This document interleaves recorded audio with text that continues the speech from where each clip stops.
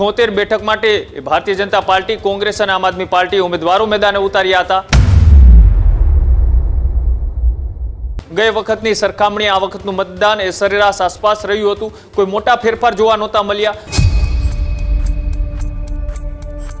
આ હરણી બોટ કાંડની અંદર પણ કેટલાક બાળકોના મૃત્યુ થયા હતા। તેના જવાબદાર કોણ, કયા અધિકારીઓએ પરમિશન આપી હતી? 15 થી 17 બેઠક એ કોંગ્રેસના ફાળે જઈ રહી છે। વોર્ડ નંબર 3, 5, 6, 7 અને 8 માં ભારતીય જનતા પાર્ટી માટે ટફ ફાઇટ જે છે તે જોવા મળી શકે છે। વડોદરામાં ભાજપનું શું થશે તેના પર સૌ કોઈની નજર જોવા મળી રહી છે। વડોદરામાં ભાજપે આંશિક નુકસાન થવાના પ્રાથમિક સંકેતો જોવા મળી રહ્યા છે। હજુ સુધી તમે અમારી ચેનલને સબસ્ક્રાઇબ નથી કરી તો અત્યારે જ ન્યૂઝરૂમ ગુજરાતને સબસ્ક્રાઇબ કરો, ફેસબુક અને ઇન્સ્ટાગ્રામ પર ફોલો કરો।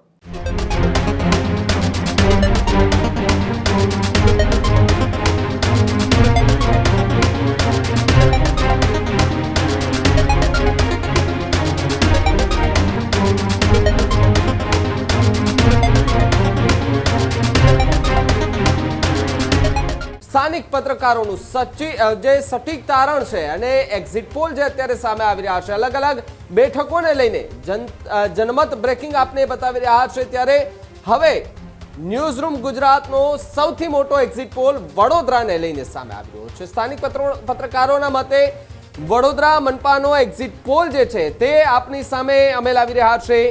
વડોદરામાં ભાજપનું શું થશે તેના પર સૌ કોઈની નજર જોવા મળી રહી છે। એક અપડેટ અત્યારે સામે આવી રહી છે, ત્યારે વડોદરામાં 19 વોર્ડની 76 બેઠકોનું સ્પષ્ટ જે છે તે પરિણામ નક્કી થવા જઈ રહ્યું છે।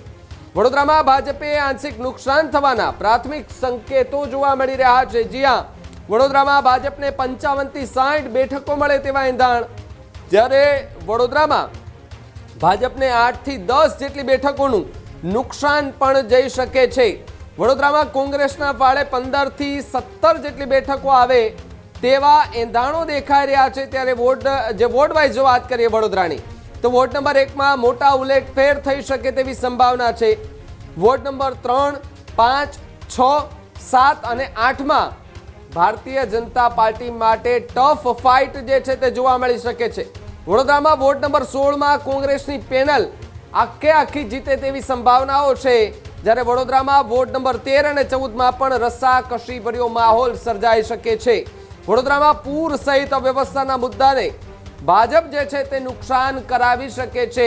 તો બીજી તરફ વિશ્વામિત્રી પૂર જે આપણે અત્યાર સુધી જોયું છે, મગરો એ રસ્તા પર નીકળી જતા હતા, લોકોમાં એક રોષ હતો, પરંતુ આ ચૂંટણીની અંદર ભારતીય જનતા પાર્ટી માટે કેટલી મજબૂતાઈથી ભારતીય જનતા પાર્ટી લડી છે।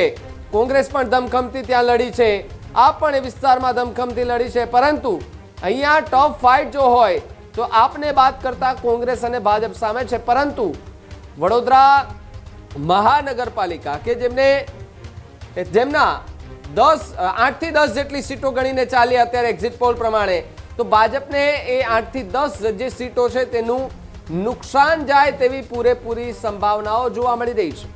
જો કે ટિકિટ વખતે પણ ઘણું બધું ધમાસાણ વડોદરામાં જોવા મળ્યું। અંકિતા પરમારને ટિકિટ આપવામાં આવી, ત્યારબાદ એ પ્રચાર પ્રસાર જે છે એ ત્યાં ઉગ્રતાથી થતો જોવા મળ્યો। અધિકારી રાજ સામે પણ નેતાઓ બોલતા થઈ ચૂક્યા હતા। કેટલાક ત્યાંના ધારાસભ્યો છે વડોદરાના, તેમણે ગાંધીનગર સુધી લેખિતમાં અરજી કરી હતી, ફરિયાદ કરી હતી કે અધિકારીઓ અમારું પણ નથી સાંભળતા।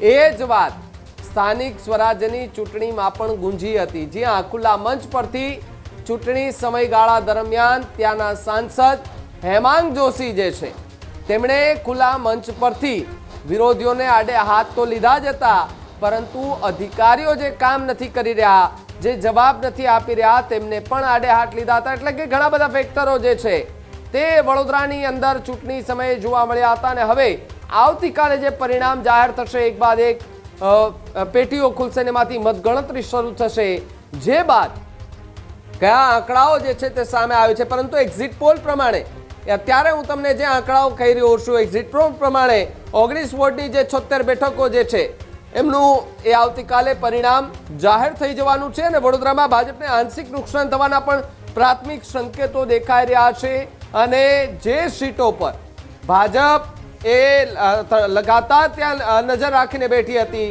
એ વોટની અંદર સતત જે છે તે પ્રચાર પ્રસાર કરવામાં આવી રહ્યો હતો, લોકોને રીઝવવાના પ્રયાસો કરવામાં આવ્યા હતા, પરંતુ વડોદરાની જનતા શું ઈચ્છી રહી હતી, એમનો એ જે ઉમેદવારો છે તેનું ભાવિ નક્કી કરવા માટે પણ મતદાનની મથકની જે બૂથ બહાર લાંબી લાઈનો જે છે તે જોવા મળી હતી.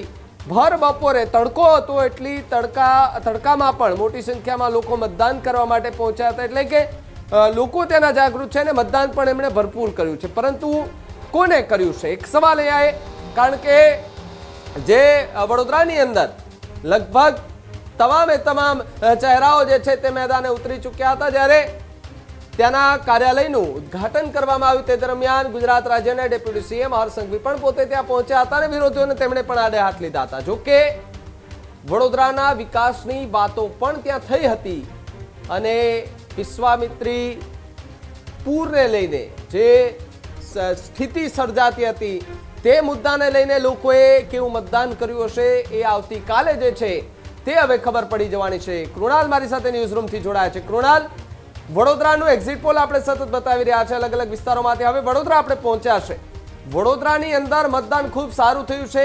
બપોર સુધીમાં આંકડાઓ પણ સારા આવી રહ્યા હતા, પરંતુ ત્યાં ભાજપ અને કોંગ્રેસ વચ્ચે ટફ ફાઇટ જે છે તે જોવા મળી રહી છે. અને એવી પણ વાત કે ભારતીય જનતા પાર્ટી 8 થી 10 જેટલી સીટો ગુમાવી શકે છે.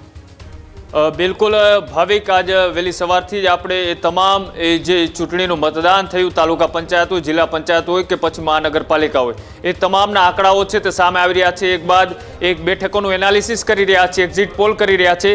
ત્યારે વડોદરાની વાત કરીએ તો વડોદરાના જે મહાનગરપાલિકાના 19 વોર્ડના 76 ઉમેદવારો છે તે મેદાને ઉતર્યા હતા. એટલે કે 76 બેઠક માટે ભારતીય જનતા પાર્ટી, કોંગ્રેસ અને આમ આદમી પાર્ટી ઉમેદવારો મેદાને ઉતાર્યા હતા. અને જે રીતના એ વડોદરાની પરિસ્થિતિની પહેલા વાત કરીએ તો વડોદરાની અંદર એ સૌથી વધારે સમસ્યાનો કોઈ વિષય હોય તો જ્યારે ચોમાસાની અંદર એ વરસાદ આવે છે ત્યારે પાણી ભરાવાની સૌથી વધારે સમસ્યા છે. ત્યાં સૌથી વધારે એ જે નદીના પટનો વિસ્તાર હતો ત્યાં ગેરકાયદેસર બાંધકામ કરવામાં આવ્યું, ત્યાં ટીપીઓ પાડી અને બિલ્ડરોને જમીનો આપી દેવામાં આવી. આ તે સ્થાનિક મુદ્દામાંનો એ સૌથી વધારે સમસ્યા ઊભી કરતો મુદ્દો છે. જ્યારે વિશ્વામિત્રી નદીની અંદર પૂર આવે છે ત્યારે મગર જેવા જનાવરો છે તે લોકોના ઘર સુધી પહોંચી જાય છે. એ સમસ્યા એ વારંવાર જ્યારે ચોમાસું આવે ત્યારે જોવા મળે છે. અને આ તમામ સમસ્યાઓ નિવારવા માટે તંત્ર ક્યાંક ને ક્યાંક નિષ્ફળ સાબિત થયું છે અને એનો રોષ આ વખતે સીધો જે મતદાન તરફ જોવા મળ્યો છે. જોકે વડોદરાની અંદર એ મતદાન ધીરું જોવા મળ્યું હતું. ગઈ વખતની સરખામણી આ વખતનું મતદાન એ સરેરાશ આસપાસ રહ્યું હતું. કોઈ મોટા ફેરફાર જોવા નહોતા મળ્યા. રાજકીય પાર્ટીઓએ પણ ત્યાં તડામાર તૈયારીઓ કરી હતી, પ્રચાર પ્રસાર તેજ કર્યા હતા. દિગ્ગજ નેતાઓએ ત્યાં લોકોને મનાવવા માટે, લોકોને રીઝવવા માટે એનકેન પ્રયાસો કર્યા હતા, વાયદાઓ વચનો આપ્યા હતા. ગયા 5 વર્ષનું સર્વેયું પણ મૂકવામાં આવ્યું હતું, લોકોએ સવાલ પણ કર્યા હતા. અને વડોદરાની અંદર એ છેલ્લી ઘડીએ ટિકિટ માટે ભારે ઘમાસાણ એ સરકારી ઓફિસો સુધી પણ પહોંચ્યા હતા. અને ત્યારબાદ હવે જ્યારે મતદાન થઈ ચૂક્યું છે, ઈવીએમમાં તમારું ભાવિ સીલ થઈ ચૂક્યું છે, ત્યારે વાત કરીએ તો વડોદરામાં ભાજપને 55 થી 60 બેઠક એ મળે તેવી અત્યારના સમય પ્રમાણે શક્યતાઓ વ્યક્ત કરવામાં આવી રહી છે. સાથે જ કોંગ્રેસની વાત કરીએ તો કોંગ્રેસને પણ ત્યાં 15 થી 17 બેઠક છે તે મળી શકે છે. એટલે કે કોંગ્રેસ આ વખતે ત્યાં એ થોડુંક મજબૂત થતું દેખાઈ રહ્યું છે. વડોદરાની અંદર બીજી સમસ્યાઓની વાત કરીએ તો ત્યાં ક્યાંક ને ક્યાંક અધિકારી રાજ ચાલતું હોય તેવા આક્ષેપો ન માત્ર સ્થાનિક લોકો પણ ત્યાંના આસપાસ વિસ્તારના 5 જેટલા ધારાસભ્યોએ રાજ્યના મુખ્યમંત્રીને પત્ર લખ્યો હતો. અને એ પત્રની અસર એ ત્યાં જોવા પણ મળી હતી કે અધિકારીઓ એ સમયસર કોઈનું વાત નહોતા સાંભળતા, કામ નહોતા કરતા. જે સ્થાનિક લોકોએ વારંવાર ફરિયાદ કરતા હતા એ તમામ વસ્તુએ ચૂંટણીની અંદર ઇફેક્ટિવ જોવા મળી છે. અને સાથે સાથે વાત કરીએ એ આ વખતે જે એસઆઈઆરની કામગીરી કરવામાં આવી છે ઇલેક્શન કમિશન દ્વારા, એ આખા ભારતની અંદર કરવામાં આવી હતી. પણ આ વખતે જ્યારે વોટિંગ શેર ડાઉન જોવા મળી રહ્યો છે, એટલે કે વોટિંગ શેર ઉપર આપણે જઈએ તો વોટિંગ શેર એટલા માટે પણ ડાઉન થયું હોઈ શકે કે જે બોગસ મતદારો હતા એ લોકોના નામ છે તે કમી થઈ ચૂક્યા છે. એટલે આ વખતે જે સરેરાશ આંકડો હતો એ ડાઉન જોવા મળે છે, પણ વોટિંગ છે તે એટલા જ પ્રમાણમાં થયું છે. ચાહે ભલે એ તડકો હોય, રવિવારનો દિવસ હોય, તમામ વસ્તુ હોય તોય પણ એ વડોદરાની અંદર લોકો છે તે મતદાન કરવા માટે ઉતર્યા હતા. ક્યાંક નારાજગી પણ જોવા મળી હતી અને એ જ નારાજગી ક્યાંક ને ક્યાંક હવે મતમાં પરિવર્તન થતી પણ દેખાઈ રહી છે. એટલા જ માટે આ વખતે વડોદરાની અંદર પણ કપરા ચડાણ છે, એ રોડ રસ્તાઓની વાત હોય કે પછી એ ત્યાં જે MS જેવી યુનિવર્સિટીઓ આવેલી છે તેની આસપાસ એ અનેક એવી ઘટનાઓ જે બને છે, બેન દીકરીઓની સુરક્ષાની વાત હોય કે પછી ત્યાં આવારા તત્વો દ્વારા બેફામ રીતના એ બાઇક અથવા તો રેસલિંગ જેવી કારો છે તે રસ્તા ઉપર દોડાવી અને અનેક લોકોના મૃત્યુ થવા પાછળની જે ઘટના હોય, આ તમામ મુદ્દાઓ છે તે ચર્ચાઓમાં રહ્યા હતા. અને ખાસ અગત્યનો મુદ્દો એ ભાવિક કે જે રીતના એ ગુજરાતની અંદર અચાનક એવી જે ઘટનાઓ બની હતી તેમાંની એક ઘટના કહી શકાય તો હરણી બોટકાંડ. આ હરણી બોટકાંડની અંદર પણ કેટલાક બાળકોના મૃત્યુ થયા હતા. તેના જવાબદાર કોણ, કયા અધિકારીઓએ પરમિશન આપી હતી, કયા અધિકારીઓની ઉપર એ કાયદાકીય કાર્યવાહી થવી જોઈએ, આ તમામ વસ્તુ એ ચર્ચાનો વિષય રહી હતી. એટલું જ નહીં, જ્યારે રાજ્યના મુખ્યમંત્રીએ વડોદરાના પ્રવાસે ગયા હતા, એ પ્રવાસ દરમિયાન પણ એક મૃતકની માતાએ એ જાહેરમાં રાજ્યના મુખ્યમંત્રીને સવાલ કર્યો હતો કે મારા દીકરા અથવા તો મારી દીકરીને ન્યાય ક્યારે મળશે. વારંવાર પત્ર લખવા છતાં પણ એ તંત્રએ કાંઈ કાર્યવાહી નહોતી કરી. એ હરણીકાંડ જે થયો હતો તેને પણ લોકોએ ધ્યાનમાં રાખીને મતદાન કર્યું હોઈ શકે. અને સાથે સાથે ત્યાં જે વિશ્વામિત્રી નદીમાંથી પાણીના પૂર એ ઘર સુધી પહોંચી જાય છે, મગરનો ત્રાસ હોય કે પછી રોડ રસ્તાની સમસ્યા હોય, MS જેવી યુનિવર્સિટી હોવા છતાં પણ ત્યાં બેન દીકરીની સુરક્ષાની વાત હોય કે પછી આવારા અને લુખા તત્વોનો ત્રાસ હોય, આ તમામ મુદ્દાઓ ટાળવામાં ક્યાંક ને ક્યાંક એ તંત્ર ઉપર લોકો રોષે ભરાયા હતા. અને તેની જ સામે એ ત્યાં આ મતદાન છે તે કરવામાં આવ્યું હતું. એટલે કે હવે જે આંકડો સામે આવી રહ્યો છે એમાં વાત કરીએ તો 76 બેઠકોમાંથી 55 થી 60 બેઠક ભારતીય જનતા પાર્ટીના ફાળે જઈ રહી છે, 15 થી 17 બેઠક એ કોંગ્રેસના ફાળે જઈ રહી છે. વોર્ડ નંબર 3, 5, 6, 7 અને 8માં ટોપ ફાઇટ છે તે રહેવાની શક્યતાઓ દેખાઈ રહી છે. કેટલીક જગ્યાએ ક્રોસ વોટિંગ પણ થયું છે, પેનલ તૂટવાની પણ શક્યતાઓ છે. એટલે કે જે રીતના એ પૂરા ગુજરાતની અંદર આ વખતે ક્યાંક ને ક્યાંક એ સિસ્ટમ પેટર્ન બદલાય છે મતદાનની, એ જ પેટર્ન વડોદરામાં પણ જોવા મળી છે.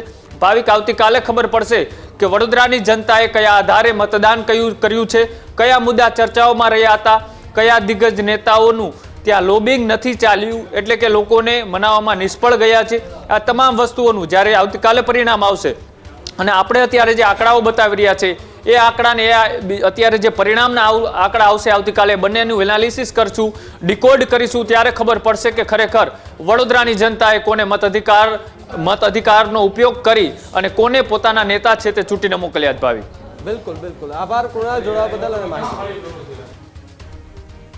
તો જે રીતે વડોદરાની અંદર જે પ્રમાણે સ્થિતિ જોવા મળી હતી, અલગ અલગ મુદ્દાઓ હતા અને અલગ અલગ મુદ્દાઓ સાથે તમામ પક્ષોના જે ઉમેદવારો હતા તેઓ મેદાને જોવા મળી રહ્યા હતા, લોકોની વચ્ચે જઈ રહ્યા હતા,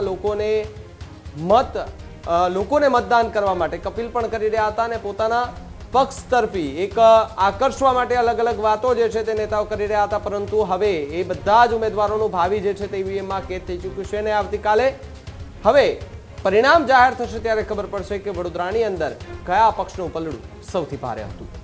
હજુ સુધી તમે અમારી ચેનલને સબસ્ક્રાઇબ નથી કરી તો અત્યારે જ ન્યૂઝરૂમ ગુજરાતને સબસ્ક્રાઇબ કરો, ફેસબુક અને ઇન્સ્ટાગ્રામ પર ફોલો કરો.